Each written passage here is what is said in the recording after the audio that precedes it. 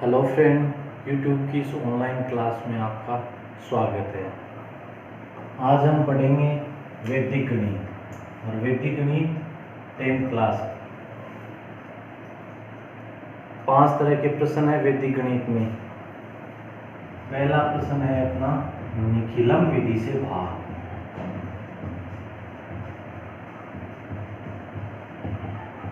निखिलम विधि से भाग देना है हमें। 1245 में 97 का भाग देना है।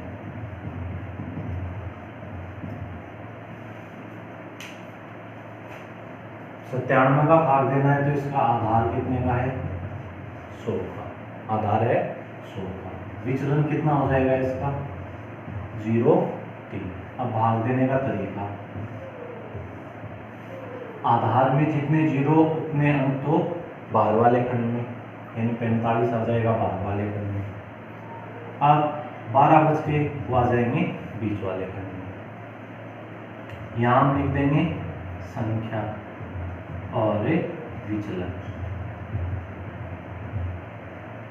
संख्या कितनी है अपनी? 97 और विचलन कितना है?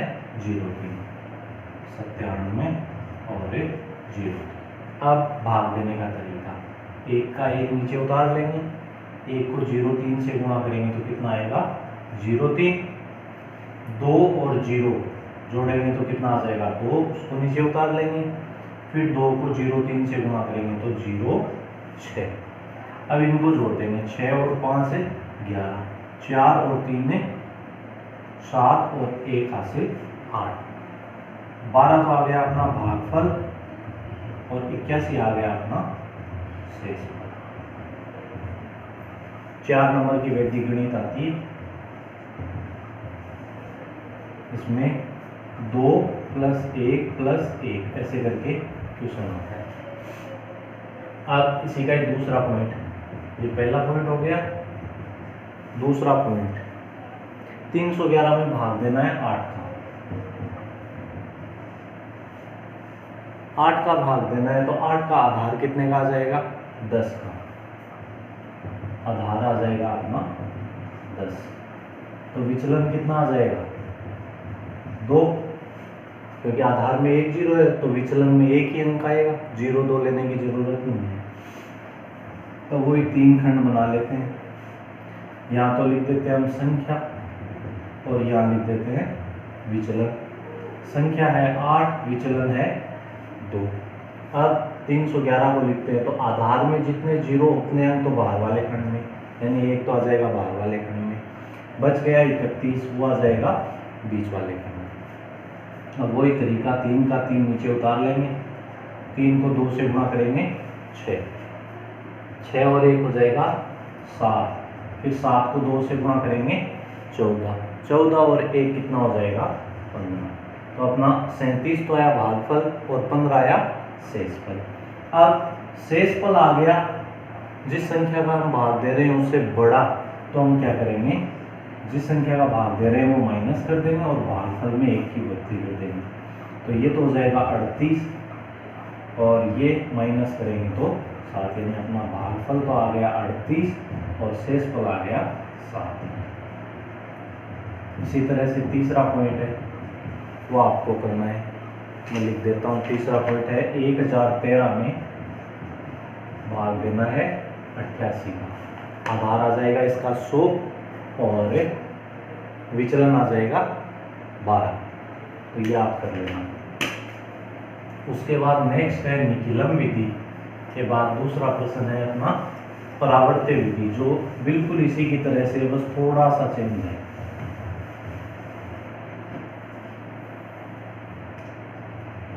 परावर्त्य विधि से भाग देना है। 1154 में 103 का भाग देना है। 1154 में भाग देना है 103 का। 103 है, इसका आधार कितने का आ जाएगा? आधार आ जाएगा 100 का और विचलन कितना आ जाएगा? 0, 3। क्योंकि आधार में 2 0 है तो विचलन में भी कितने अंक आएंगे? 2 अंक आएंगे। अब विचलन का उल्टा परिवर्तित अंक ये प्लस का है तो परिवर्तित अंक आ जाएगा माइनस। ये माइनस का ही निशान है, 0 के ऊपर माइनस और 3 के ऊपर माइनस। अब सेम वही सूत्र निकलम वाला ही तरीका, आधार में 2 जीरो तो 2 अंक तो आ जाएंगे बाहर वाले खंड में और बाकी बच गए वो आ जाएंगे बीच वाले खंड में। यहाँ पर लिखेंगे संख्या, विचलन और परिवर्तित अंक। संख्या है अपनी 103, विचलन है 0.3 और परिवर्तित अंक है माइनस का 0.3। अब एक का एक नीचे उतार लेंगे, एक को 0.3 से गुणा करेंगे तो माइनस में 0 और 3। अब एक में से 0 माइनस करेंगे तो एक को वापस 0.3 से मल्टीप्लाई करेंगे तो माइनस का 0.3। अब 4 में से 3 माइनस करेंगे 1, 5 में से 3 माइनस करेंगे 2, 2 में से 0 तो 2, 11 तो आ गया अपना भागफल और 21 आ गया अपना शेषफल। नेक्स्ट दूसरा प्रश्न, 1432 में भाग देना है 88 का। आधार कितना आ गया इसका 88 का 100, तो विचलन कितना आ गया, विचलन आधार से जितना ज्यादा उतना प्लस, जितना कम उतना ही माइनस का। तो 12 कम है 12 माइनस का विचलन आ गया। अब यहाँ पर हमने देखा था कि विचलन का उल्टा परिवर्तित अंक होता है, तो विचलन का उल्टा आ जाएगा अपना परिवर्तित अंक, माइनस के 12 का आ जाएगा प्लस का 12। अब वही तरीका 3 खंड बनाते हैं, आधार में जितने 0 उतने अंक बाहर वाले खंड में, तो 32 आ गया बाहर वाले खंड में, बीच वाले खंड में आ गया 14। यहाँ पर आ जाएगा संख्या, विचलन और परिवर्तित अंक। संख्या है अपनी, जिस संख्या का भाग दे रहे हैं वो 88, विचलन है इसका माइनस का 12 और परिवर्तित अंक है प्लस का 12। अब वही तरीका, एक का एक नीचे उतार लेंगे, एक को 12 से गुणा करेंगे तो 12, 4 और 1 5, 5 को 12 से गुणा करेंगे तो 60। अब इनको जोड़ देंगे, 2 का 2, 6 और 3 9 और 2 11, 15 भागफल आया, 112 शेषफल आया। तो वापस से शेषफल भाग देने वाली संख्या से बड़ा आ गया तो इसमें 1 की वृद्धि कर देंगे और इसमें से 88 माइनस कर देंगे, तो जो भी आएगा वो अपना उत्तर आ जाएगा।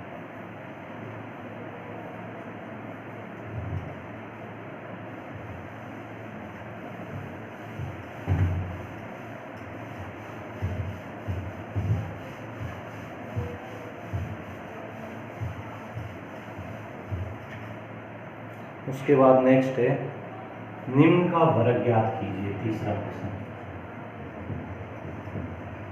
निम्न का वर्ग ज्ञात करना,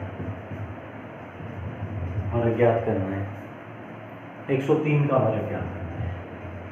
तो वर्ग ज्ञात किसी भी विधि से कर सकते हैं, बहुत सारी विधियां होती है, लेकिन हम यहाँ पर किसी विधि का नाम नहीं दिया गया है, केवल इतना ही लिखा गया है कि निम्न का वर्ग ज्ञात करो। तो हम सूत्र निकलम विधि से कर लेते हैं। सूत्र निकलम विधि से वर्ग ज्ञात करने का सूत्र क्या होता है, संख्या प्लस विचलन ऑब्लिक विचलन का स्क्वायर। तो 103 का स्क्वायर जब हम करेंगे तो संख्या प्लस विचलन, संख्या है अपनी 103 प्लस विचलन कितना 0.3 ऑब्लिक विचलन का स्क्वायर यानी 0.3 का स्क्वायर, ये हो गया 106 और 0.3 का स्क्वायर 0.9। 103 का आधार है 100 का,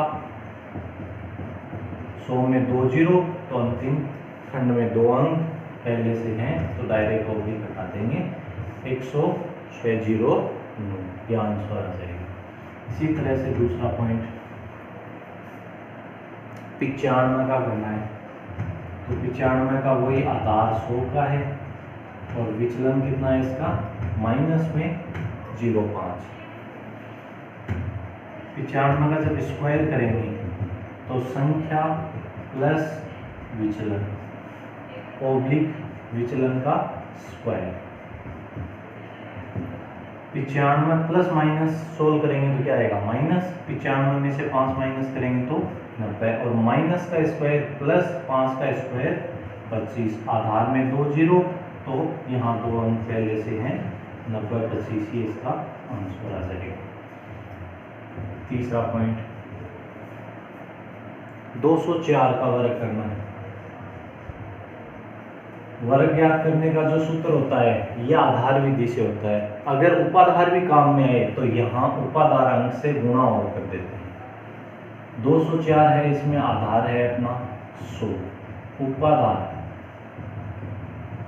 200, उपाधार अंक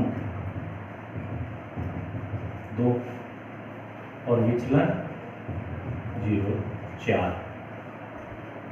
204 का स्क्वायर करते हैं तो सबसे पहले तो उपाधार अंक आएगा 2 गुना, फिर संख्या प्लस विचलन, संख्या है 204 प्लस विचलन है 4 ओब्लिक, फिर विचलन का स्क्वायर यानी 04 का स्क्वायर, 2 इंटू 204 में 4 जोड़ेंगे तो 208 ओब्लिक 4 का स्क्वायर करेंगे तो 16।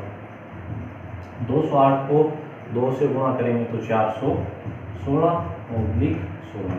अब आधार में 2 जीरो, यहाँ पर 2 अंक पड़े हैं तो डायरेक्ट ओब्लिक हटा देंगे, 416 16 यह आंसर आ जाएगा। इसी तरह से एक आपको करना है 225 का, वही आधार 100 आ जाएगा, उपाधार 200, उपाधार अंक 2 आ जाएगा, बस विचलन है वो यहाँ पर 25 आ जाएगा। तो यहाँ पर 25 का स्क्वायर 625 करेंगे, 6 को इस साइड ले जाकर ऐड करना है बस।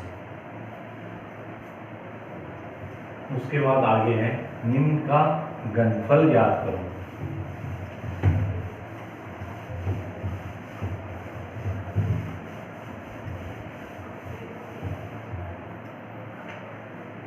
घनफल आपको ज्ञात करना है 15 का।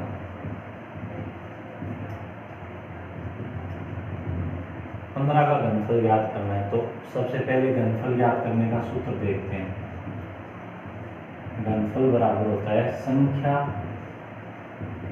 प्लस 2 गुना विचलन ओब्लिक 3 गुना विचलन का स्क्वायर ओब्लिक विचलन का क्यूब। ये सूत्र होता है। 15 है तो इसका आधार कितने का है 10 का, आधार हो गया 10 का, उपाधार की जरूरत है नहीं तो विचलन कितना हो जाएगा 5। 15 का क्यूब, सबसे पहले संख्या प्लस 2 गुना विचलन, संख्या प्लस 2 गुना विचलन ओब्लिक 3 गुना विचलन का स्क्वायर, तो 3 गुना विचलन है 5, 5 का स्क्वायर ओब्लिक विचलन का क्यूब यानी 5 का क्यूब। 5 को 2 से गुणा करेंगे 10, 10 में 15 जोड़ेंगे 25 ओब्लिक 3 गुना 5 का स्क्वायर 25 और 5 का क्यूब 125। 25 को 3 से गुणा करेंगे 75 और 125। अब आधार में 1 जीरो है, इसका मतलब हमें प्रत्येक खंड में कितने अंक रखने हैं, 1 अंक रखना है। यहाँ अगर 5 को रखना है तो 12 को इस साइड ले जाकर जोड़ना पड़ेगा, तो 75 में 12 जोड़ देंगे 25 87 और 5। अब यहाँ पर भी 1 अंक रखना है तो 7 को रखेंगे, 8 को इस साइड ले जाकर जोड़ देंगे, 25 और 8 हो गया 33 ओब्लिक यहाँ बच गया 7 ओब्लिक यहाँ बच गया 5। अब ओब्लिक हटा देंगे तो कितना आ जाएगा 33 75, यह आंसर आ जाएगा इसका। दूसरा पॉइंट 91 का करते हैं।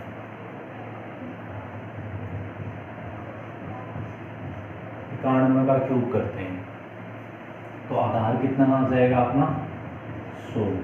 विचलन इस बार आधार से 91 ज़्यादा है या कम, कम है, कम है तो माइनस में आ जाएगा, कितना माइनस का 09। अब सूत्र लगा देते हैं, 91 का क्यूब बराबर संख्या प्लस 2 गुना विचलन, यानी 91 प्लस 2 गुना माइनस में 9 या 09।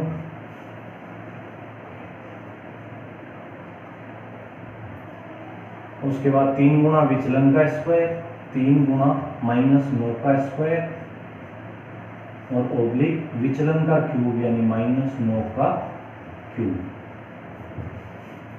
9 को 2 से गुणा करेंगे तो कितना आ जाएगा 18, प्लस माइनस हो जाएगा माइनस, ओब्लिक 3 गुना माइनस 9 का स्क्वायर करेंगे तो 81 और माइनस 9 का क्यूब करेंगे तो माइनस में आ जाएगा 729। अब 91 में से 18 माइनस कर देते हैं,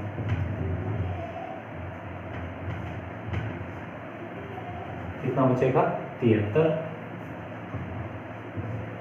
81 को 3 से गुणा कर देते हैं तो 243 और ये माइनस का 729। अब ये माइनस का चिन्ह हटाना पड़ेगा, तो यहाँ से जैसे थोड़ी देर पहले हमने 12 को इस साइड ले जाकर जोड़ा था, वैसे ही अब यहाँ से इस साइड जाएगा, यहाँ से 1 जाएगा तो 100 के रूप में जाएगा। अब 100 में से 729, अच्छा 100 के रूप में क्यों जाएगा, क्योंकि आधार 100 का है, आधार के बराबर जाता है। तो यहाँ से 1 कम करते ही यहाँ तो 242 हो जाएगा और जो 1 ले जाएंगे वो 100 के रूप में आएगा। 100 में से 729 माइनस करेंगे तो माइनस का 629 बचेगा, अभी भी माइनस नहीं हटेगा, तो हमें कितना ले जाना पड़ेगा 8 ले जाना पड़ेगा ताकि ये प्लस का बन जाएगा।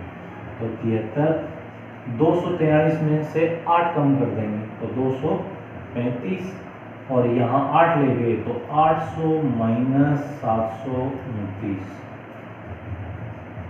73, 225 और 800 में से 729 माइनस कर देंगे तो 71। अब आधार में 2 जीरो तो 2 अंक रखने हैं, यहाँ पर 2 अंक पहले से, यहाँ पर 3 है तो 2 अंक रख लेते हैं, इस 2 को 73 में जोड़ देते हैं तो 73 और 2 हो जाएगा 75, ये 25 और ये 71। अब वो भी घटा देते हैं तो 75, 25, 71, यह आंसर आ जाएगा इसका। अब एक और है घनफल का जो उपाधार विधि से, ये तो आधार विधि से था, उपाधार विधि से घनफल याद करते हैं।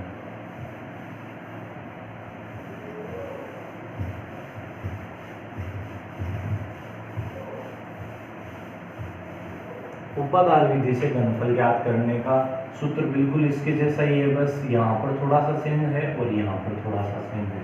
तो घनफल का देखो सूत्र क्या है, सबसे पहले उपाधार अंक है उसका स्क्वायर, फिर आगे ये संख्या प्लस 2 गुना विचलन। यहाँ पर भी थोड़ा सा चेंज है, किससे गुणा करना है, उपाधार अंक से। यहाँ उपाधार अंक का स्क्वायर और यहाँ दूसरे खंड में उपाधार है अंक, फिर गुणा आगे सेम का सेम, 3 गुना विचलन का स्क्वायर ओब्लिक विचलन का क्यूब। हमारे पास संख्या है 32, तीसरा पॉइंट 32, तो 32 में आधार है 10 का, उपाधार कितना हो जाएगा 30, तो उपाधार अंक हो जाएगा 3 और विचलन 2। सूत्र लगाते हैं, घनफल बराबर सबसे पहले उपाधार अंक का स्क्वायर, तो उपाधार अंक 3 है, 3 का स्क्वायर, फिर संख्या प्लस 2 गुना विचलन, संख्या है 32 प्लस 2 गुना विचलन है 2 ओब्लिक, फिर उपाधार अंक 3 गुना, फिर 3 गुना विचलन का स्क्वायर, तो 3 गुना विचलन है 2, 2 का स्क्वायर, फिर विचलन का क्यूब यानी 2 का क्यूब।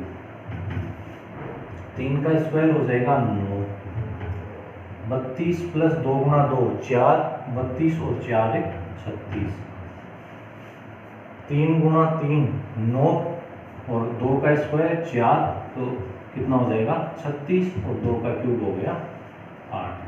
अब 36 को 9 से गुणा कर लेते हैं।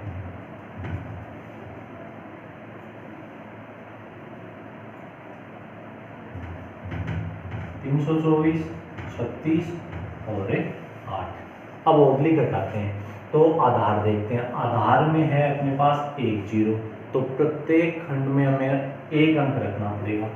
यहाँ 8 एक अंक है, यहाँ 2 अंक है तो 6 रख लेंगे, 3 को आगे ले जाकर जोड़ देंगे। 324 में 3 जोड़ेंगे तो 327 और फिर ये 6 और 8, यह आंसर आ जाएगा। इसी तरह से एक पॉइंट और है इसका, वो आपको करना है 208। आधार 100 का आ जाएगा, उपाधार 200 आ जाएगा, उपाधार अंक 2 आ जाएगा और विचलन 0.8 आ जाएगा। इसके बाद एक विधि और बचती है, वो है ध्वजांक विधि, जो कि यहाँ 2 अंकों में इंपॉर्टेंट भी है।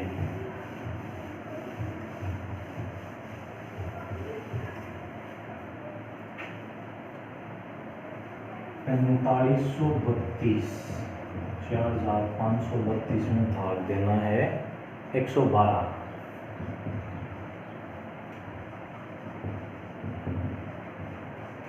ध्वजांक विधि से भाग देना है, तो ध्वजांक विधि से भाग देने का तरीका वही 3 खंड बना लेते हैं। 112 का भाग देना है तो 112 यहाँ पर लिखते हैं, लिख दिया। अब जो इकाई का अंक है उसको धक्का दे के ले जाते हैं हम ऊपर, यहाँ ले 112 में जो इकाई का अंक है उसको ऊपर लिख देंगे, 11 आ जाएगा नीचे। अब जिस संख्या में हम भाग दे रहे हैं उसका भी इकाई अंक है वो तो बाहर वाले खंड में, बाकी जो भी अंक बचते हैं वो बीच वाले खंड में, ये आ गया। अब 11 का भाग देते हैं, 4 में देते हैं, 4 में जाएगा नहीं तो हम 2 अंक ले लेते हैं, 45 में भाग देते हैं 11, कितनी बार जाता है 4 बार, 11 चौके 44, बच गया 1। ये तो भागफल है और ये शेषफल है, ये भागफल का कॉलम है तो भागफल में कितना लिखा जाएगा 4 और शेष बच गया 1, वो चला जाएगा आगे वाले अंक के पास। तो अब अपने पास नई संख्या या नया भाज्य कितना आ गया 13। अब इसको संशोधित भाज्य बनाएंगे यानी पुरानी संख्या बनाएंगे, तो पुरानी बनाने के लिए इसमें से कुछ ना कुछ माइनस करना पड़ेगा।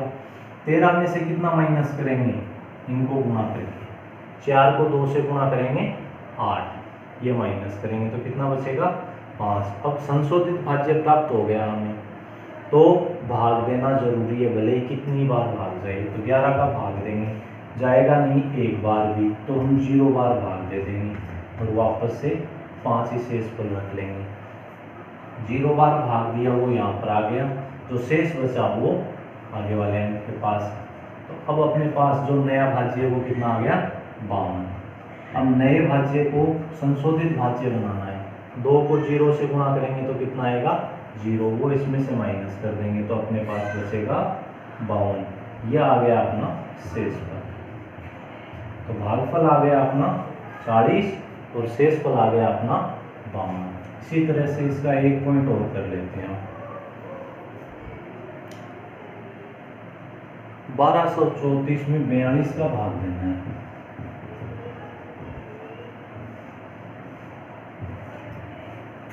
कोई 42 लिखते हैं तो 42 2 यहाँ लिखा जाएगा, इसको धक्का दे के ले जाएंगे हम ऊपर। 1234 है, उसका इकाई का अंक 4 तो लिख लेंगे बाहर, बाकी जो बच गया 123 वो लिख लेंगे बीच वाले खंड में। अब नीचे 1 का 1 उतार लेंगे, 1 को 4 से गुणा करेंगे तो 4 एकम 4, सॉरी ये तो वो दूसरी विधि आ गई। हाँ 12 में भाग देते हैं, 12 में 4 का भाग देते हैं तो कितनी बार भाग जाएगा 3 बार, पूरा पूरा जाएगा। हम 3 बार भाग दे देते हैं, हालांकि पीछे आना पड़ेगा हमें, लेकिन एक बार करके देख लेते हैं। 3 बार भाग गया, भागफल में लिख दिया, 0 शेष बचा वो आगे वाले अंक के पास लिख दिया। तो अब अपने पास जो नया भाज्य है वो कितना आ गया, 0,3। नई संख्या आ गई अपने पास 0,3। 0,3 में से माइनस करना पड़ेगा तो संशोधित भाज्य बनेगा, यानी पुरानी संख्या बनेगी। तो 3 को 2 से गुणा करेंगे, कितना आएगा, 6। 3 में से 6 माइनस होगा नहीं, तो हम क्या करेंगे, एक स्टेप पीछे आएंगे। पीछे आकर जितनी बार भाग दिया है उससे भाग 1 कम कर देंगे, 2 बार भाग दे देंगे, तो 4 दूनी 8।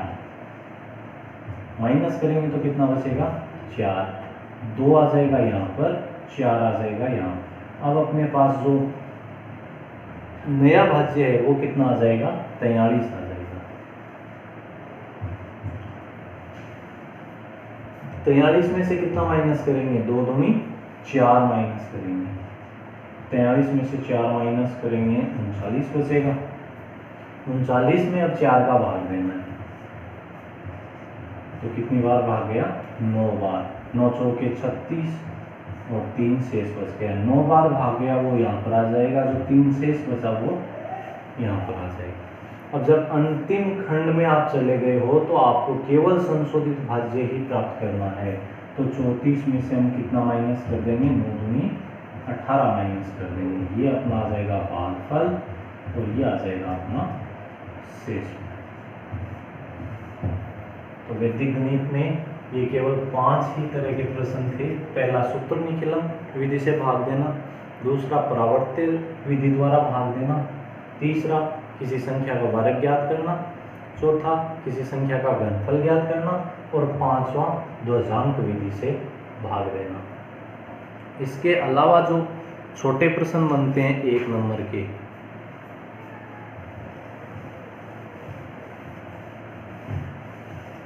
उनमें से एक प्रश्न और देख लेते हैं थोड़ा सा।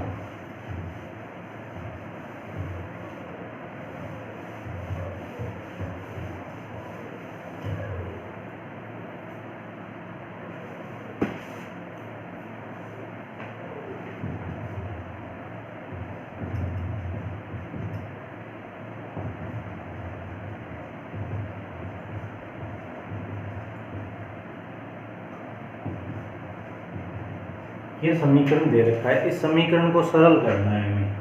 तो सबसे पहले हम देखेंगे कि इसके LHS और RHS के हरों का योग समान है क्या। LHS में लेंगे तो वाम पक्ष के हरों का योग x + 7 + x + 9, ये हो जाएगा 2x + 16। इसी प्रकार दक्षिण पक्ष का लेंगे हरों का योग, तो x + 6 + x + 10, 2x + 10 और 6 16। देखो वाम पक्ष के और दक्षिण पक्ष के हरों का योग समान है, तो किसी एक को उठाकर उसके बराबर में हम 0 रख देंगे। तो 2x + 16 = 0। अब 2x = 16 को इस साइड लाएंगे, माइनस का 16 और x बराबर -16/2 काटेंगे तो माइनस का 8, यानी x बराबर अपने पास आ जाएगा माइनस का 8। इस तरह की कोई समीकरण आ सकती है सरल करने के लिए 1 नंबर में। तो ये था वैदिक गणित का मोटा मोटा रिवीजन। अभी कल हम दूसरी एक्सरसाइज प्रश्नावली 2 प्रश्नमाला 2 जो कि वास्तविक संख्याएं हैं उसका रिवीजन है।